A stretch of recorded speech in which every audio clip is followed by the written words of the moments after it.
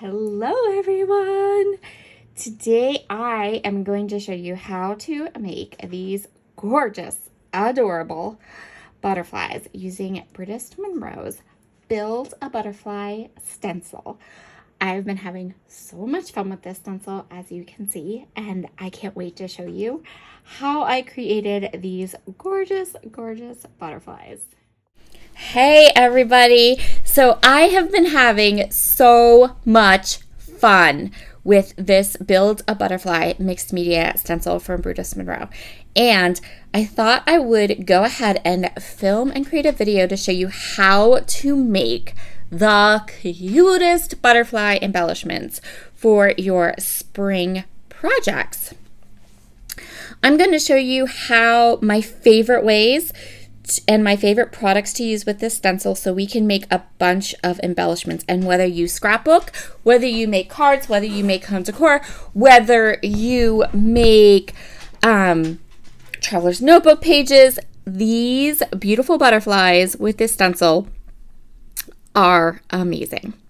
So I'm starting with the solid stencil. I have some Prettiest Monroe Not Your Mama's cardstock here. I also have some Distress Oxide inks. I'm going to be using Vintage Photo and Black Soot Distress Oxide inks, but you could use any color you want. You wouldn't even necessarily have to use Distress Oxide inks. I am doing so because for some of the next layers on the stencil, I want there to be a reaction between the oxide ink and the medium that I'm going to put over top. And to get that reaction, you need the oxide ink. You also would not have to use Not Your Mama's cardstock. In fact, because there is no coordinating dye to go with this, you might want to use a thinner cardstock, like an alabaster cardstock or whatever white cardstock is your favorite. You could also try some craft cardstock, which I think would be super cool and give you a completely different look as well. So I am going to go ahead and kind of fill this cardstock with just the bottom layer, the first layer of the butterfly stencil. And I believe that on this sheet of paper, I got 5 or 6 different butterflies. So you can see there I have the 3 with the Distress Oxide in Vintage Photo, and now I'm coming in with Black Soot. Same thing, I'm just going to fill this paper with the beautiful butterflies.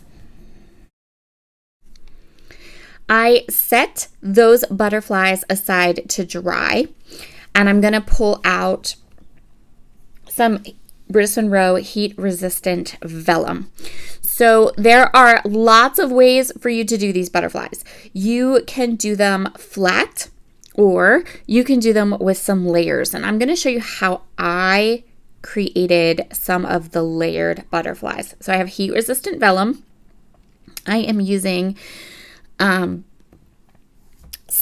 of the Fussy tape, and that's going to hold. It's holding my stencil into place. It also is holding my stencil on to my glass mat as well, just in case you're wondering about what tape I'm using. So I'm making sure I have the vellum down flat. I'm making sure I have the stencil down flat. And now I am going to show you how to get some embossing ink onto the stencil. Now there's lots of ways you could do this. Any type of dauber, you know, if you, maybe you could put a little bit of re-inker. I'm not sure all the different methods. This is just my favorite method. So what I have here is an ink blending tool, just the round sponge. And I don't have the handle attached to it because I find that I do better if I just do that. And then I'm just pouncing the ink onto the vellum. You have to be careful, because if you're not careful, then that ink is going to smush under. You don't want ink smushing. You just want a light coating of the embossing ink. Then I'm going to go ahead and use this gorgeous Raspberry Tart embossing powder. I love this color. It is so pretty. I want like an entire container of it. It's so gorgeous.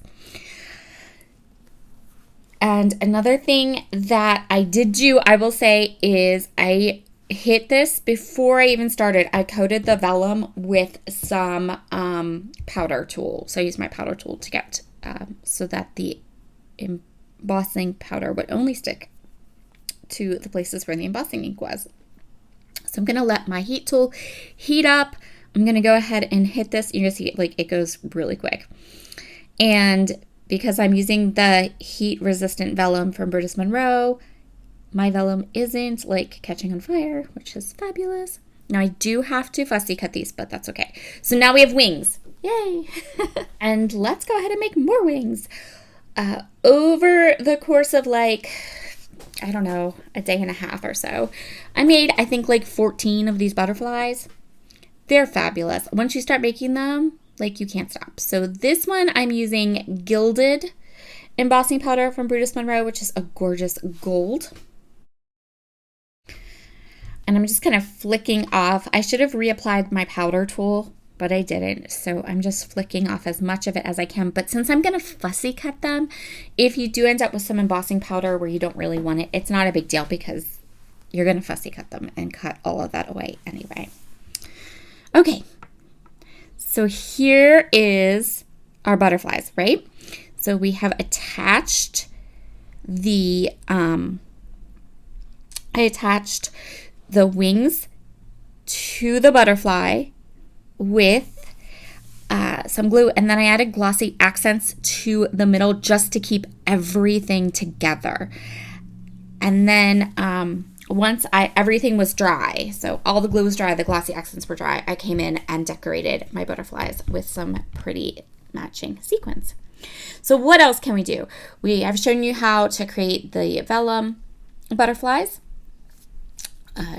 And then now I'm going to show you how to get fun reactions with the Distress Oxide ink. So here I have some Alabaster, which is white pigment ink from Prettiest Monroe. I'm using my white pigment ink brush, and I am coating the wings of the butterfly, the stencil with the wings of the butterfly with the Alabaster ink. So a couple things. First of all, only coat the wings once.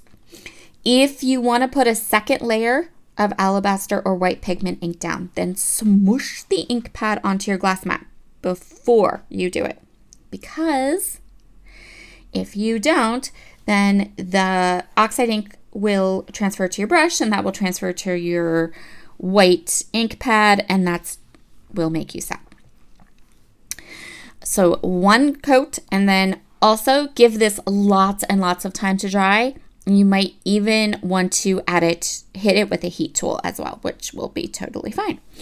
And then you just want to let that dry. So the white Alabaster pigment ink is going to kind of react with the Distress Oxide, and what you end up with is something that looks like very vintagey and old and kind of shabby chic and awesome. I love it. And then we're gonna do another one, but we're gonna coat this one with a glitter glaze from Prettiest Monroe, and it's the Fallen Snow glitter glaze. And again, one layer. If you're going to put more than one layer onto this, then please plop some of the glitter glaze down on your glass mat before you coat it, because one layer of glitter glaze and then that oxide ink is going to react to the glitter glaze, and if you do it again, you're going to end up getting oxide ink into your glitter glaze pot, which is not cool. Don't do it. But that's what it looks like all dry. How gorgeous is that? I love it. I love how the glitter glaze